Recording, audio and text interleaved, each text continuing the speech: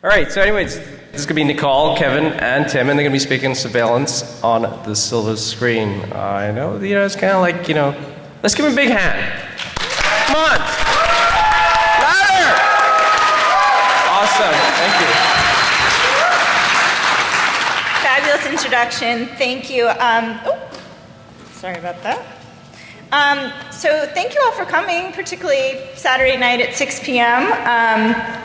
This is going to be a super fun panel, great night to talk about surveillance on the silver screen with two of my favorite folks to talk about these issues with.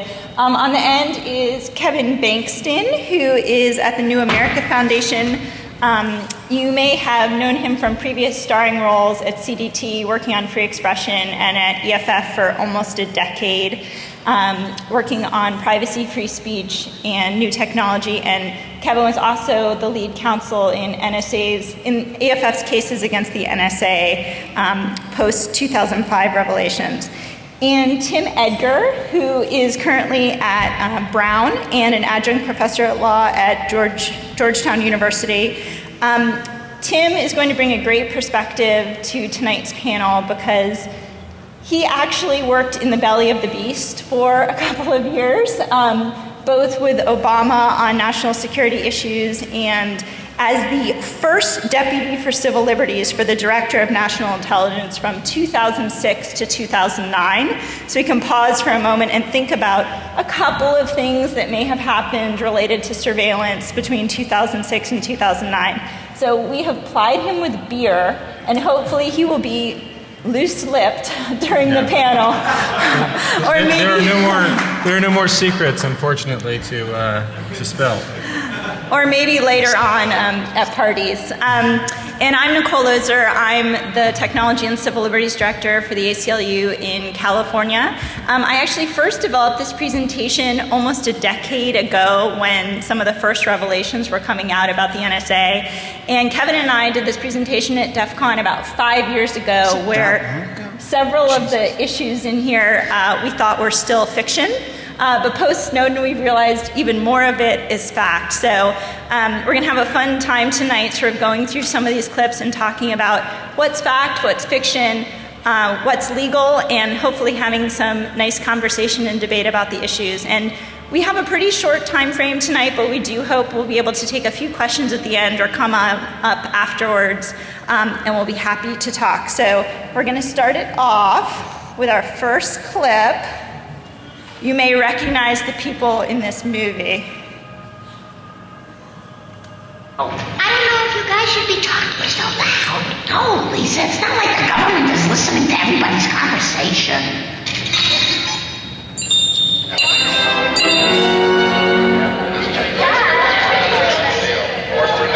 Hi, I'm calling about your meat lovers pizza. I like meat, but I don't know if I'm ready to love again. You hang up first. Oh, you hang up first. Okay. You know on me. But we're fugitives. We should just lay low till we get to Seattle. Hey, everybody, I found one. The government actually found someone we're looking for. Yeah, baby, yeah. I do love that clip. So this clip is a fun way to start things because it illustrates where we were just a few years ago. I think this was 2008, 2009 maybe.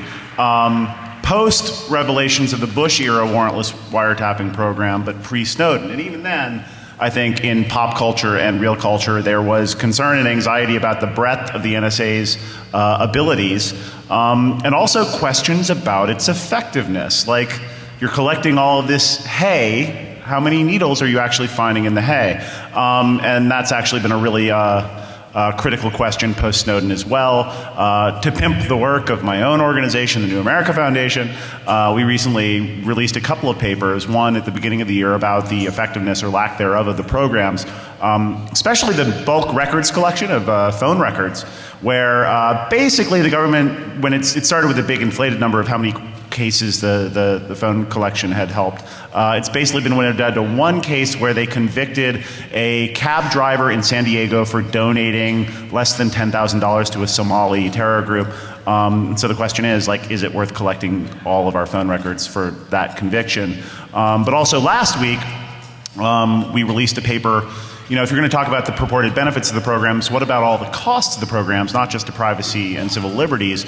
And so we just released a paper at our Open Technology Institute in New America all about the costs of the NSA programs.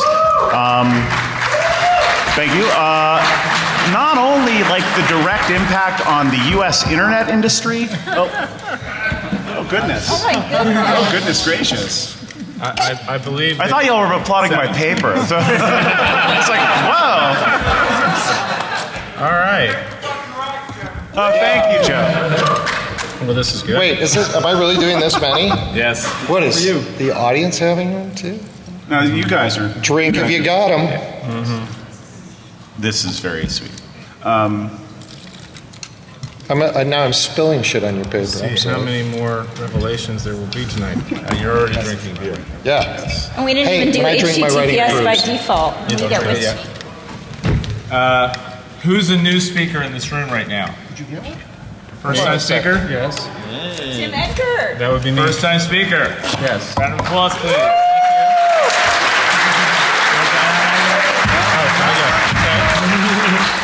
Okay, now I'm ready. All right. All right, Cheers. cheers. Thank you, gentlemen. Thank you. Anyway, read our paper. Oh, you want? I'll grab the rest. There we go. Oh, goodness. No, so not just the cost to American internet industry and trust in the industry, but also cost to our foreign relations, cost to the security of the internet itself, which I think is really important and not being talked enough about. But let's look at the next clip. Oh, and I wanted to just say one other important piece in that clip is that it's not just at the NSA, but we see in that clip local surveillance being rolled out in the buses, and we've seen billions of dollars come down into local and state surveillance. So sort of see that conflation of issues. All right, next, for those who are familiar with this film, the third in Bourne.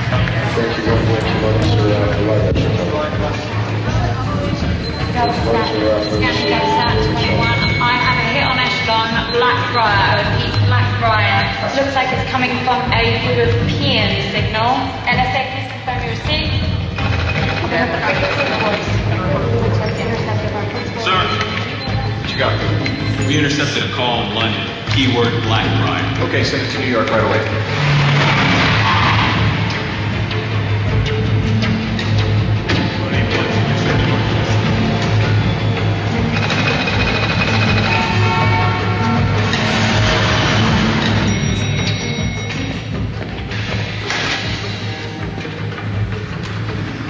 Track the film, registered to a London reporter named Simon Ross, works at the Guardian newspaper.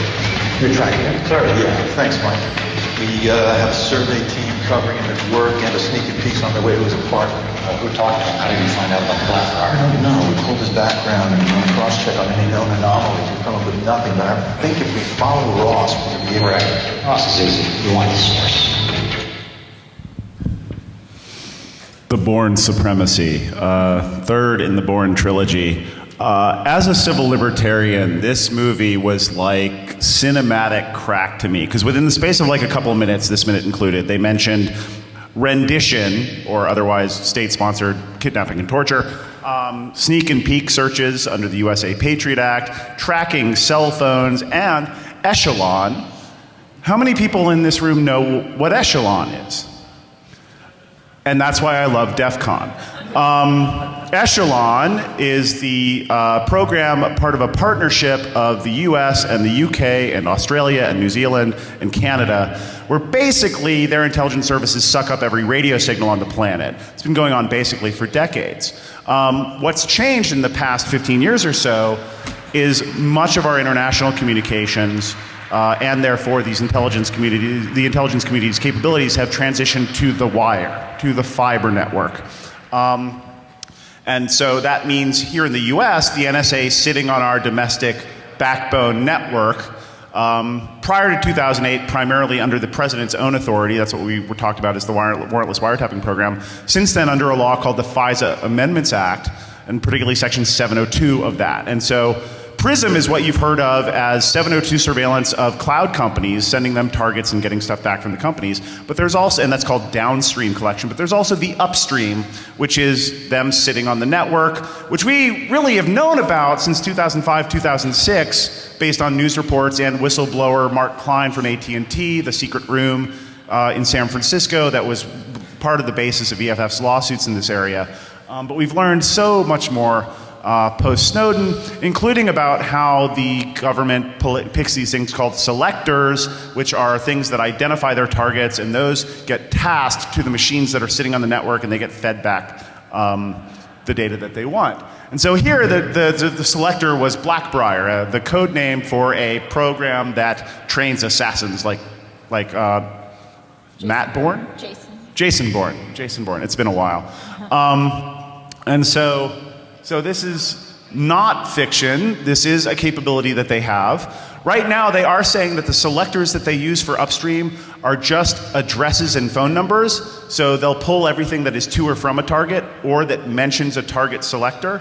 But they say they are not using keywords in the country under 702. There's also surveillance outside the country that's done only under the president's authority, without oversight by Congress, without oversight by the FISA court, under something called EO 12333, Executive Order 12333. And so if you've heard about them cracking into Google and Yahoo's data links, or sniffing a bunch of address books, or sniffing a bunch of webcam photos outside of the country, that's when and how they're doing it.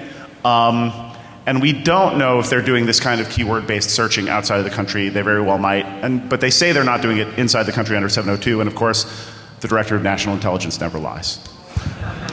And just a fun little fact and fiction there. I don't know how many people caught it, but it's picking up information from a Guardian reporter, which is pretty precedent with the Snowden issues. So with all the vast powers that the NSA has been gobbling up and the data that they've been pulling together, what could happen? I'm sure they wouldn't do anything wrong in those issues. Here we've got an oldie but goodie from the movie Brazil. I need some information on a woman named Lake Alwoman. Yes. I know her age and distinguishing marks, but I need an address or a place of work. It's your dream girls. Well, maybe just to consult oh, there's a woman involved. There's no stopping me. That's it.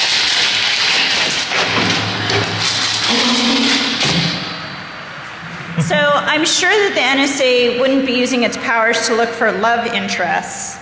And I'm sure that there would also never be any mistakes.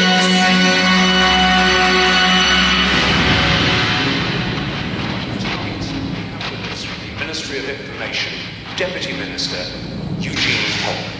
Good evening, David. What do you believe is behind this recent increase in terrorist bombings? Bad sportsmanship. A ruthless minority of people seems to have forgotten certain good old-fashioned virtues. They just can't stand seeing the other fellow win. If these people would just play the game, they'd get a lot more out of life. Nevertheless, Mr. Helm, there are those who maintain that the Ministry of Information has become too large and unwieldy. David, in a free society, information is the name of the game. You can't win the game if you're a bad shot.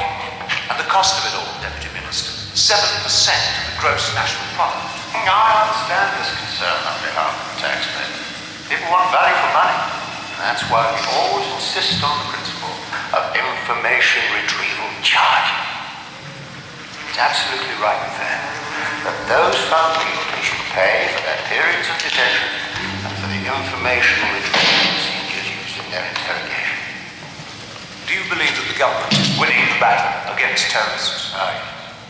Arm around, we're fielding all their strokes, running a lot of them out, and pretty consistently knocking them for six. I'd say they're nearly out of the game.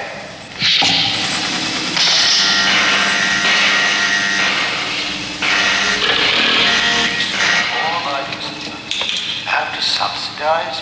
But Mr. Helm, the bombing campaign is now in its 13th year. Beginner's luck.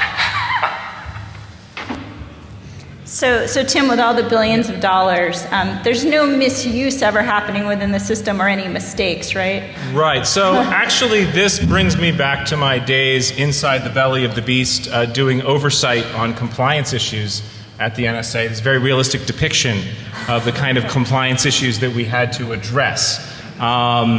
The technology was only slightly more obsolete than this technology. So there were two types of compliance issues depicted in these two clips, and we encountered both of them. The first one was what we would call an intentional violation.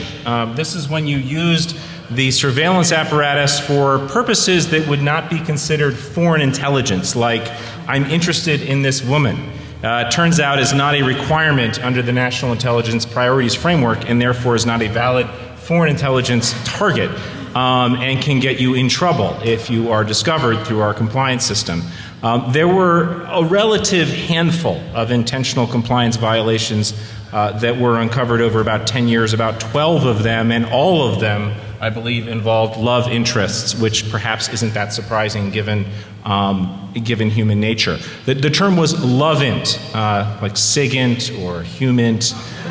This was lovint, and it's not authorized. The second one is a screw-up. This happened relatively more often. When you put in the wrong IP address, or the wrong phone number, or the wrong email address, and you collect information on somebody who is completely innocent because you just put in the wrong numbers. And those were also captured and reported. There's a third type that's not depicted in these clips, which are systemic violations. That's when you screw up the entire way in which you conduct the surveillance, and then you collect a lot of information beyond just the fly landing in your computer. No, you actually set the computer up system up, which was the one that I was actually most concerned about.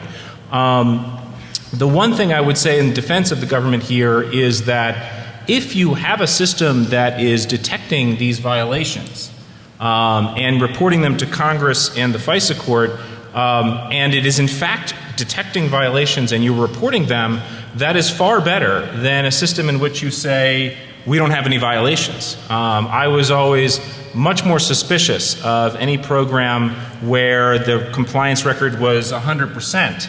Than I was of a program that said, hey, we had some pretty big problems setting it up, and then there were violations, and then we reported them, and there were a couple of intentional misuses. That means that you're actually measuring your violations, and that's a good thing. So then that really sets up our next clip. When you have immense power, what kind of... Before you start, I just wanted to flag, for those who have not seen Brazil, what happened to Mr. Buttle. Yeah. Mr. Buttle was rendered and tortured into death. So that's what happened as a result of that typo, as an innocent man was kidnapped by his government and tortured to death. So I am not going to say that that sort of thing never happens, because I think there have been very serious mistakes. But all I would say is that there's an important reason to be careful about what you do with intelligence information, because if it's screwed up, then you're going to have a big problem on your hands. And I think that one of the things the NSA doesn't do is they don't do things. They don't render people. They don't, they pass information along. And it's very important that the other agencies understand that it's not perfect. But when you have technology that can provide immense power, one of the big questions that has been sort of raging since the Snowden revelations is there proper oversight? Is there proper channels to make sure that laws are being followed and that we actually have laws in place to address issues that need to be addressed? And this next clip does a good job of teeing up some of that from The Dark Knight.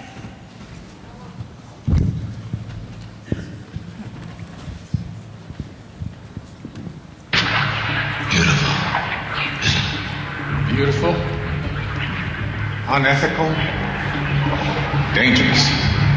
You've turned every cell phone in Gotham into a microphone. And a high-frequency generator receiver.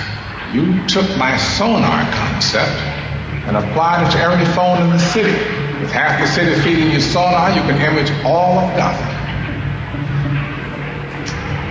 This is wrong. I've got to find this man, Lucius. At what cost? The database is now key encrypted. It can only too much power for one person. That's why I gave it to you. Only you can use it. Spying on 30 million people isn't part of my job description. This is an audio sample. If he talks within range of any phone in the city, you can triangulate his position. I'll help you this one time. But consider this my resignation. As long as this machine is at Wayne Enterprises, I won't be. God bless Morgan Freeman. Really. If only he existed in real life. I mean, you know he does exist in real life, but you know what I mean. The screen Morgan Freeman, who is infallible, if only he existed, but he doesn't. Instead, we have Dianne Feinstein in the FISA court. So I love this clip because it is really one of the most potent and widely seen metaphors for the moral conundrums that our intelligence community has been put into post 9/11. And it illustrates the need for, well, first, the questioning of, should anyone have the ability to spy on 30 million or 300 million or 6 billion people? And if so, under what checks and balances? I also think it's a lot of fun because it's a great mixture of actually plausible technology and really stupid technology. I mean, because like owning your phone and turning on the mic is possible. In fact, we've seen this in law enforcement investigations of the mafia. Like they get a warrant with the provider assistance, they turn on the mic. We've seen, you guys are well aware of malware that you can inject into a phone or a computer to turn on a mic or a camera. There is, they're voice printing for the Joker. This capability does exist. The NSA does have that capability. But I don't think the phone network would actually deal really well with this. I think if you opened every mic on the phone network, it would probably fall over. And at the very least, the company would know that it's happening. So I don't think Bruce would actually get away with this one, which actually brings up a fun bit of trivia. I'm sorry? So it's a net neutrality violation. Anyway, so this brings up a really great bit of trivia, which is assuming that this is a Wiretap Act violation, and it is. I think that you open a mic on somebody in a place where, in a private space, that's a interception of their oral communication. And if by doing so you also hear their phone conversation, that's an interception of an electronic communication. If a class action lawyer actually found out about this and sued Bruce Wayne, how much money do you think he'd be on the hook for? Well, if you assume $20, if you assume 30 million plaintiffs, it's $300 billion because the Wiretap Act has really huge statutory damages, which is why at EFF we brought a case that would have cost the phone companies an enormous amount. Or they'd be liable for nothing because they'd hire a really expensive lobbyist and get immunity, right? Yes, yeah. Which is boo, exactly what happened. Well, I'd like to point out that it is Batman, and maybe they should have immunity just for this one time. Yeah, well, I mean, it's Batman. Like, it's not like he's an emotionally crippled sociopath or anything. But anyway, I think this clip also raises an issue that we're going to talk a bit more about, which is the question of if this system, even though it's spying on 30 million people, is only going to hit when it hears the Joker. Has it really violated all those people's privacy? Or is that targeted enough that it doesn't implicate their privacy interests? Well, I think it's very critically tease that issue. It's very critically important that there are all these screens, because that indicates that each individual phone has some kind of strange thing going on. That maybe if they got rid of the screens, it wouldn't violate privacy. Yeah. Well, and then the crazy technology is this sonar thing, which I like. Maybe there's some weird mil-spec stuff that's starting to do things like that, but anyway. And then the next clip that we're going to go into is both surveillance that's happening on the national security stage, but also surveillance that's happening increasingly local law enforcement to surveil many, many people, and that is cell tracking. This is from the company we keep, which was just in 2012. Where are you? Honey, you don't need to know that right now. But why can't you just tell me? You see, all I want to know is, are you okay?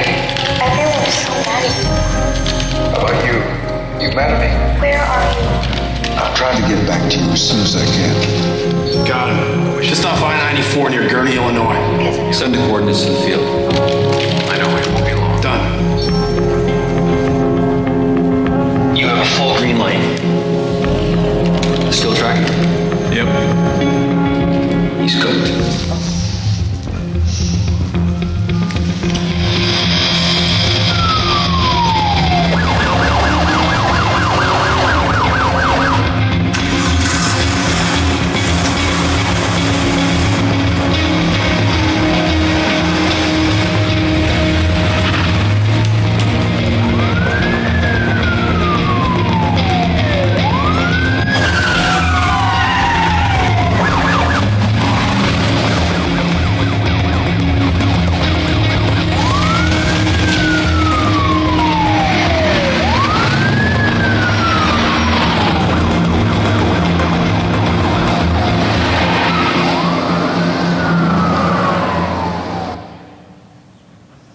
He's just so handsome.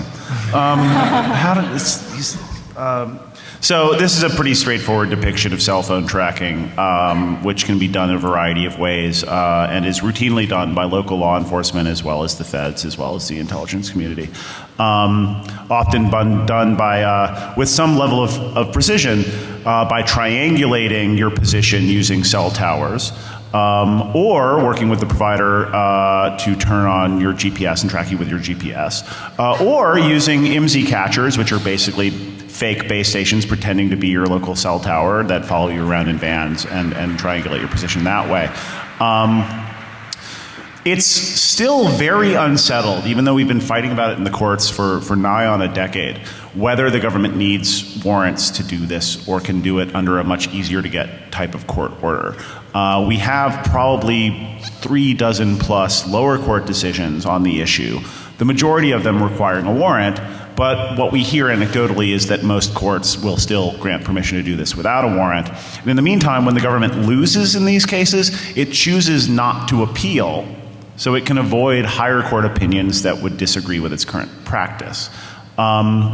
We have seen higher court opinions on another issue, which is access to stored cell site location information about which tower your phone was pinging that the phone company has in its logs. And there's a circuit split at this point. There was a Fourth Circuit case, well, first there was a Third Circuit case that we litigated at EFF, where the court held that courts can require warrants if they choose to under the statutes. That applies here. A Fourth Circuit case that said the Fourth Amendment does not protect this data, and most recently an 11th Circuit case that included the ACLU holding that the Fourth Amendment did protect this data. So it's kind of still the Wild West and very unclear when and how the statutes and the Fourth Amendment protect your location against government tracking. So I will venture a prediction here that much like gay marriage, the trend here is very clear, that I believe that within just a few years, it will be very clear to everyone that in fact you do need a warrant for this kind of location tracking. That is the best opinion inside the government. It's certainly inside the intelligence community. It's one reason that there was an attempt to limit the kind of data that NSA got to exclude cell phone tracking data because of the Fourth Amendment implications of that kind of domestic data. But it really goes to this whole problem of the courts catching up with technology. I mean, the older technology was less precise. And so some of those older cases may have made a little bit more sense in terms of having a looser standard. But as that technology gets more and more precise, it becomes increasingly clear. And I think it's just unalterably clear right now that you should not be able to do this without a warrant. And but it takes a while for the courts to catch up.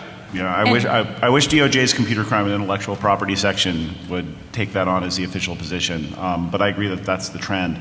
I'll just flag that the other problem here is simply that the level of secrecy in regard to this type of legal process has been a real hurdle. I mean, we didn't even know that the government was doing this without warrants until 2005, and they'd been doing it for a long time. And so it's very hard to, you have to shadow box trying to fight these things, and it's quite frustrating. But The fight continues, including in Congress, where there are some proposals to clearly require in statute that you get a warrant when you track a cell phone. Those are not moving quite as quickly as the proposals to make sure that the government gets a warrant before seizing your email, which is a much simpler and easier to message issue and easier to draft statutes. And for a long time, of course, the government and the telephone companies were very happy to keep it a secret how often location information was being sought and obtained. And Senator Markey, 2 years ago, actually sent letters to all the mobile companies urging them, requiring them to respond about how many demands they were getting. That opened up some of the floodgates. And then the ACLU actually did only our second shareholder action ever.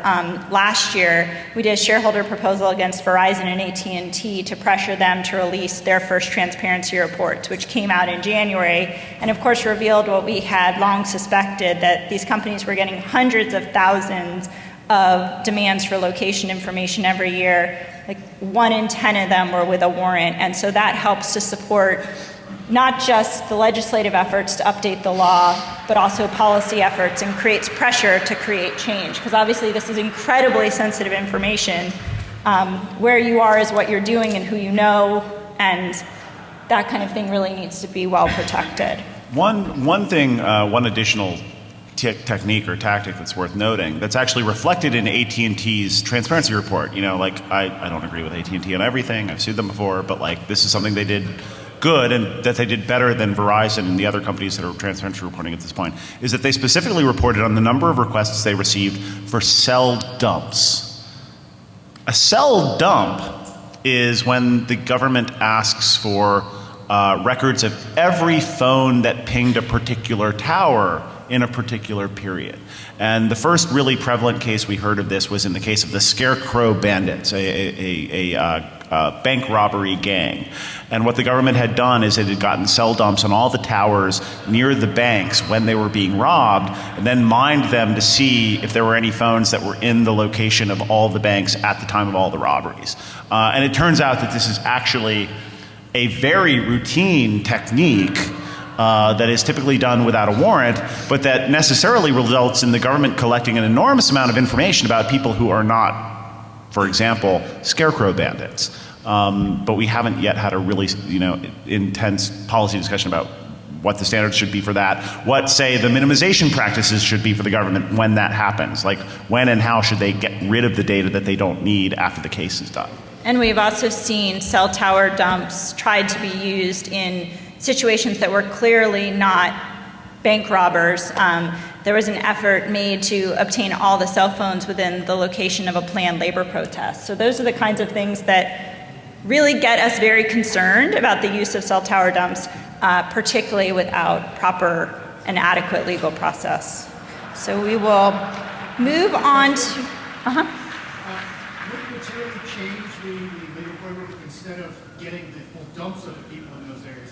They really express the question to the cell phone company, tell us which of your subscribers were here at this time and there at that time. Would it change the legal basis for acquiring the It would certainly change my legal analysis, but one of the problems in this area is that the law is just so inadequate in describing what's allowed. Mm-hmm. If you're going to use a standard subpoena, for example, if you're going to say to the company, these are business records that you've created, please give me your business records, that's a fairly straightforward legal tool.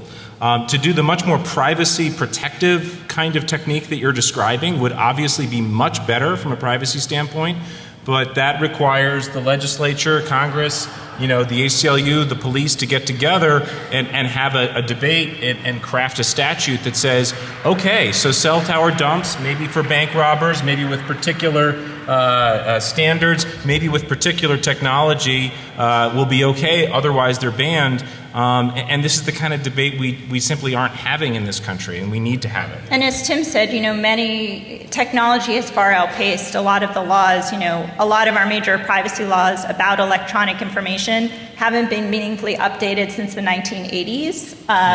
Before the web, before social networking, far before when we were all carrying cell phones. And that's part of the real legislative fight that we're having, both on the federal level to update laws like the Electronic Communications Privacy Act, about laws that are particular to location information, and in states as well, trying to pass laws to update privacy protections for location information. We've had laws passed in Montana, in Texas, in Maine. We had a law that passed with strong bipartisan support in California, but was vetoed by the governor.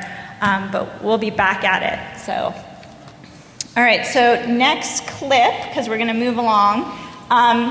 Minority Report. Tom Cruise in his heyday. Also handsome. We could just watch the whole movie. What you gonna do? What you gonna do when they come for you? Nobody now give you no break.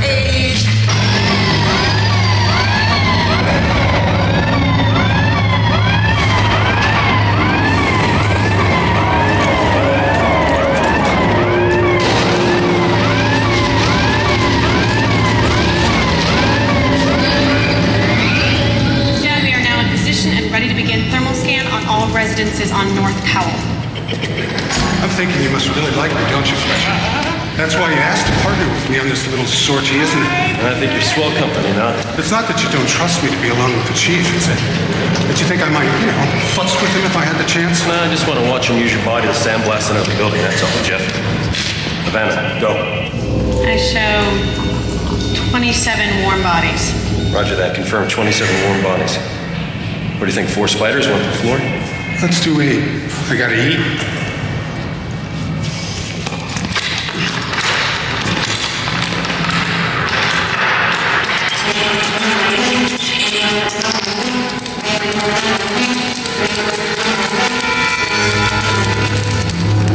Residents of 931 Powell, residents of 931 Powell, this is Officer Fletcher of DC Pre-Crime. Under authority of PC Section 64009, we are deploying spiders in interior complex.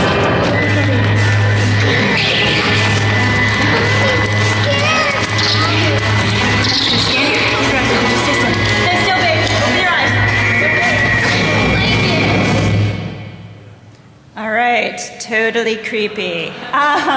So those of us up here would, clearly believe this is unconstitutional. It would be unconstitutional. Antonin Scalia would believe this is unconstitutional. Trespass on the home, and as Kevin said, even Scalia would think this is unconstitutional. When the issue of thermal imaging came up in the Kylo case, it was found to be unconstitutional trespass at the home. Scalia was particularly concerned about the fact that it would intrude upon the privacy of the lady of the house taking a bath. So he has sort of very strong feelings about the home and privacy within the home. But one can imagine in this future world that the police may be making the argument, look, we're not intruding upon anyone's privacy. These are devices. We as ourselves, as human beings, didn't actually conduct a search of these people. And it wasn't until these bots found Tom Cruise, the perpetrator, that was indeed a search, and he had no reasonable expectation of privacy because he was the perpetrator, therefore no Fourth Amendment violation. And this seems like kind of a crazy argument that all these people whose privacy was invaded, that were searched, their Fourth Amendment rights were not violated. But we're actually seeing this kind of argument come up in the electronic surveillance context. Right. So I would agree that even General Alexander would say that it's unconstitutional, but it's only unconstitutional because of the invasion of the home. And what's interesting to me, and we had a long discussion about this before the panel, is when you acquire data, there's a view inside the government's been the view for decades now that is not collected until a person actually looks at it. It's certainly not a popular view in this room or with civil libertarians, but it is in fact the standard view of the government. And the reason for it is essentially the NSA goes around, they vacuum up all sorts of signals all over the world. They don't exactly know what they've got in many cases. They have to take it back to NSA and process it. And they say, hey, we can't be considered to have collected it until we've actually done something to it to make it available to our analysts to look at. And when I was, applying these kinds of rules inside the intelligence community and at the White House, that was the rule. That was the internal rules that we had to deal with. Just because those are the internal policies, though, doesn't mean that it is consistent with the Fourth Amendment. And so you have to analyze that question a little bit differently. One question for all of you is to ask yourself the question, what is the most creepy thing about this clip? Is it the fact that they could find Tom Cruise by extracting this data from the people in the apartment, or was it the fact that they did it in a creepy way? Because you know, what if we didn't need these creepy spiders to be looking at little girls and making them cry? What if we could just extract the data from the Internet of Things that was already in your house, that you voluntarily put there in order to save energy, and we just did it by typing a few keystrokes, you know, on a computer, and extracted it from a server somewhere far away from this apartment building? Well, then we're dealing with a much more murky question, in which whether it's constitutional or not is not really clear to a lot of people. Yeah. I think this raises a couple of issues. I mean, because there are two threads of thought, two legal arguments that one can imagine that basically count for the proposition that it doesn't count until actually a person looks.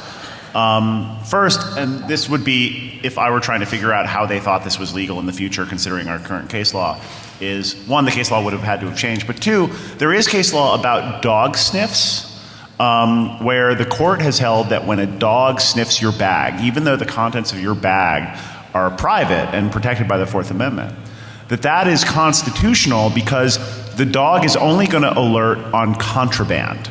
And therefore, and you have no legitimate privacy interest in your possession of contraband. And therefore, dog sniffs are constitutional even if not warranted. I think that's a particularly weird conclusion, particularly considering that it is legislatures that decide what counts as contraband. So to have legislatures have the ability to decide what is a constitutional search is kind of weird. But I, you know, if I had to guess what the legal rationale for this was, it's that, well, this is only going to detect a fugitive, Tom Cruise, and otherwise won't reveal any particulars about the home, and therefore it's constitutional.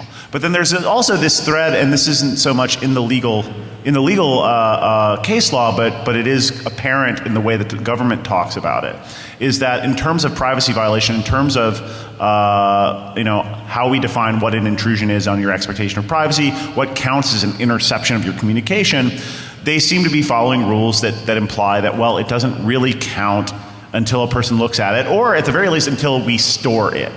But, you know, what we're looking at, and what we've been looking at since we first found out about it in December of 2005, is a network of machines that are sitting on top of our domestic network that the NSA is directly querying with specific targets.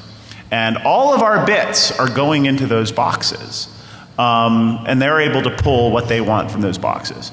And I would say that EFF's position when I worked there, and now is reflected in the motion they just filed in Joule v. NSA, one of their cases against the NSA, is that as soon as your bits go into a box that is tasked by the government, that's a search of those bits, that's a seizure of those bits, and that's a violation of the statutes that regulate interception and electronic surveillance. This is also the same position that I've been working on an academic paper on with another lawyer, Amy Stepanovich, at the organization Access, accessnow.org. And you can Google for that and look at it, and it outlines our arguments. And I think if you read that and you read EFF's new brief, you'll get a good idea of what the argument is in terms of whether it counts when a robot looks at it. And actually the title of the paper is When Robot Eyes Are Watching. And so I think this question of at what point do we draw the line on the privacy invasion? Is it when the bits go in the box? Is it when the box stores the bits? Is it when the box sends the bits to the NSA? Is it when those bits are rendered into a human intelligible form? Is it when a human actually reads them?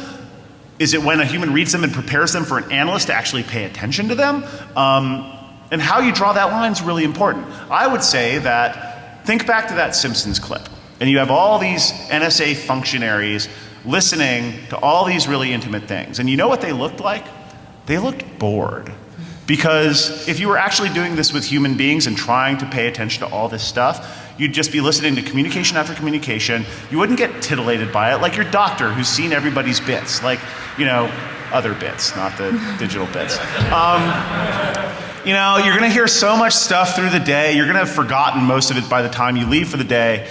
Yet everyone would say, if you had a human being listening to those conversations, that would be a search, that would be a seizure, that would be an interception or an electronic surveillance. So the question becomes, how is it different? How is it less worse if we automate that? And I would actually say that if you're automating it, you're making it that much worse, because that army of people that you could never afford to listen to everybody, you now have it, except it's an army of robots.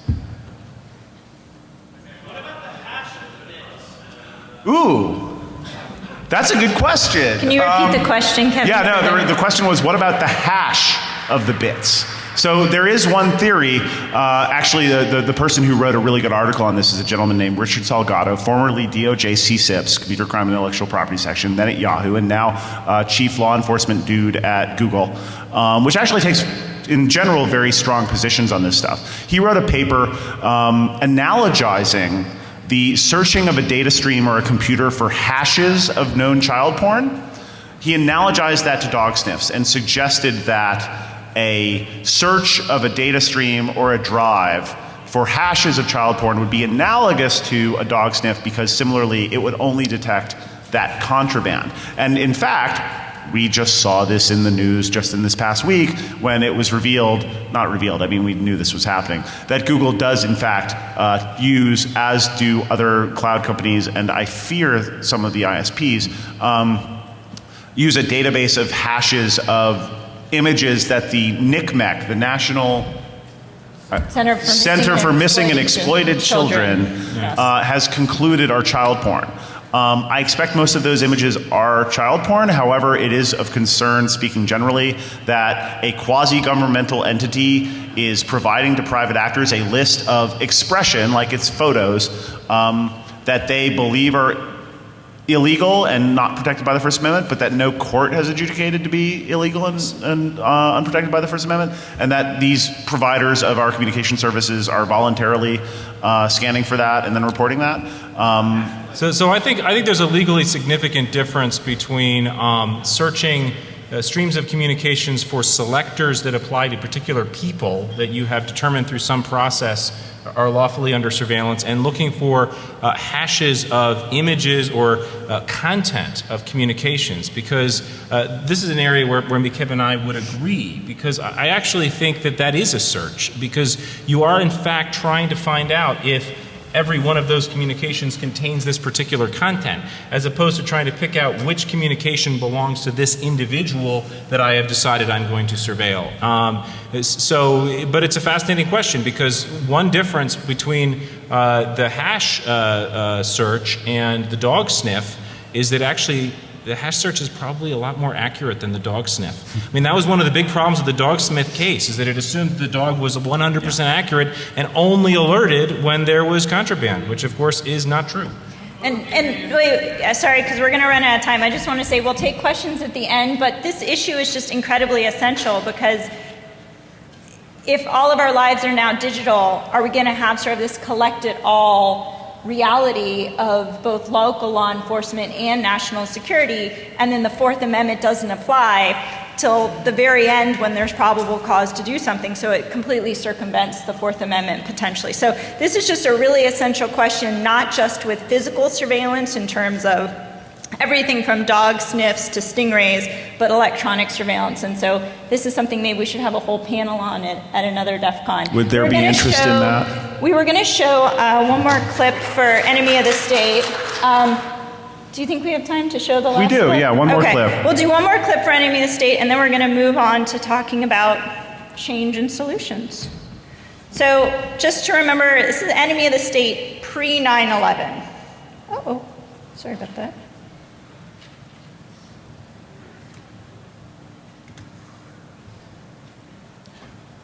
Oh, what is going on? Well, We won't show the... I know. I was going to say that there is a little bit of a cult. Okay, here we go. I'll say.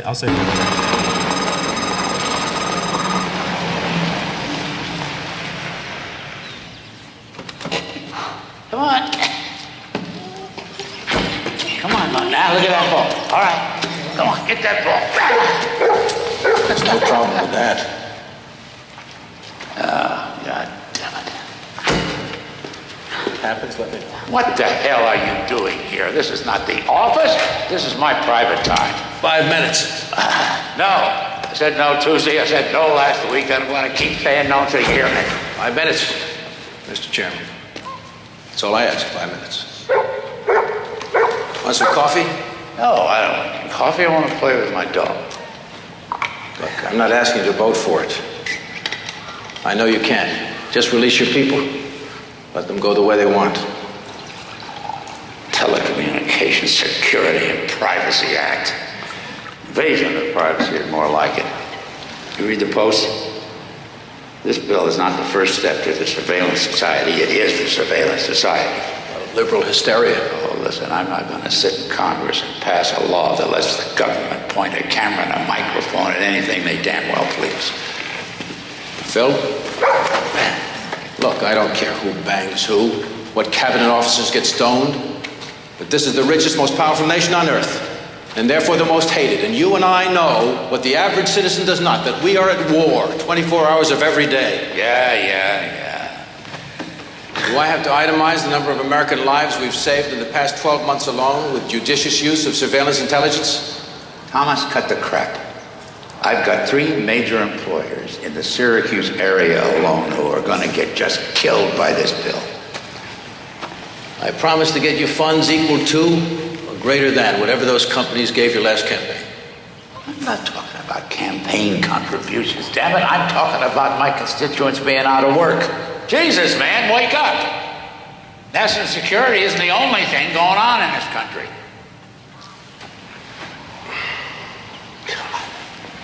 This conversation is over. Oh, well, there goes the Fourth Amendment. What's left of it? Hey, Maria. Hello, Mr. Bobby. Don't you honestly doubt that the average citizen... Hey, you're about a bark and a half from being homeless. Baby, listen to this fascist gas bag. Freedom have always existed in a very precarious balance, and when buildings start blowing up, people's priorities tend to change. She's got a point there, sweetie. Bobby. I mean, who is this idiot? He is talking about ending personal privacy. Do you want your phone tapped? I'm not planning on blowing up the country. Well, how do we know until we've heard all your dirty little secrets? You're just gonna have to trust me. Oh, I know. We'll just tap the criminals. We won't suspend the civil rights of the good people. Right. Then who decides which is which? I think you should. You know, Bobby, I think you should take this more seriously. Honey, I think you're taking it seriously enough for both of us and half the people on the block. Tens of millions of foreign nationals living within our borders, and many of these people consider the United States their enemy, and they see acts of terrorism.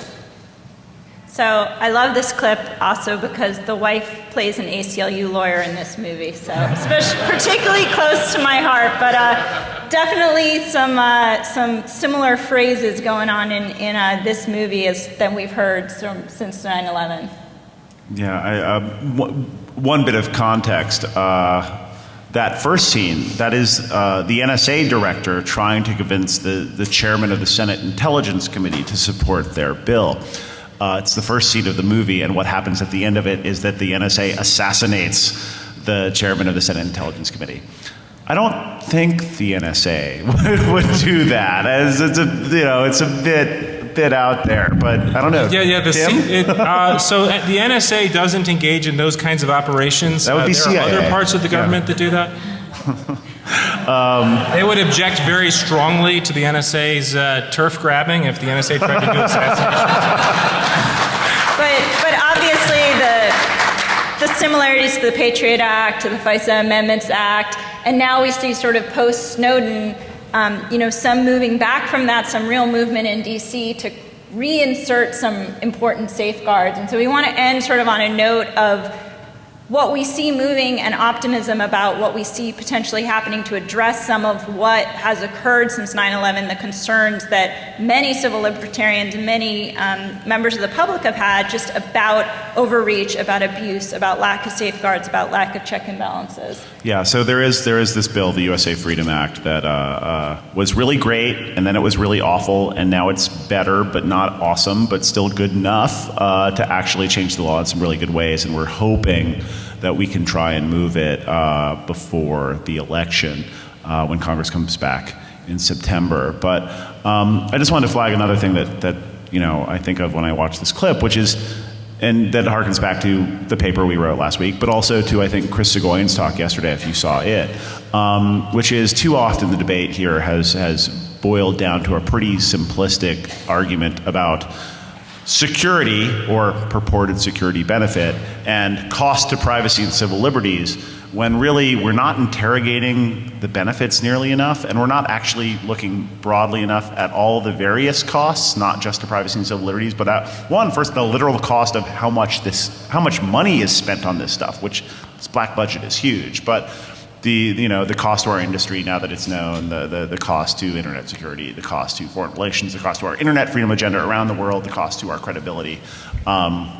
We need to have a more nuanced conversation of the pros and cons here. And some of those costs are, I think, part of the reason why President Obama, issued this PPD 28, which makes some pretty modest reforms, but it conceptually was a big leap for the intelligence community, because for the first time, pretty much ever, this presidential directive acknowledges the rights and interests beyond the United States citizens, to include foreign citizens as well. And part of the reason for that, I'd like to think it's just because it's the right thing to do, but I think part of the reason for that is because of pressure from the technology industry that says, hey, when you guys go out there and say we've got these protections for U.S. citizens, that doesn't really help us very much in the global marketplace. These revelations are extremely damaging to the U.S. position as a technology leader. And so it's been my strong view that one consequence of the recent controversy will be and should be the increased understanding that we need to have privacy protections for everyone and not just for Americans. And also seeing members of Congress directly challenging the intelligence community, as we saw in this clip, the director of the NSA saying, do I need to recount all the ways that this has been useful to us in addressing terrorism? Yes, and we see now real challenges by members of Congress saying, no, like Senator Wyden, saying, no, I don't see any evidence that this has led to information that we couldn't have obtained in far less intrusive and constitutional ways. And so not just taking at face value the issues that this is necessary or it's necessary to be done in these invasive and unconstitutional ways. And I think that that's a huge shift in thinking, and something that is really important for the debate going forward. So I want to be mindful of our time, of all of you in the audience, of my fellow panelists. I want to thank you guys for coming on Saturday night. And please follow us, get engaged in the work that each of our organizations are doing, and thank you very much. We hope to see you next year at DEF CON.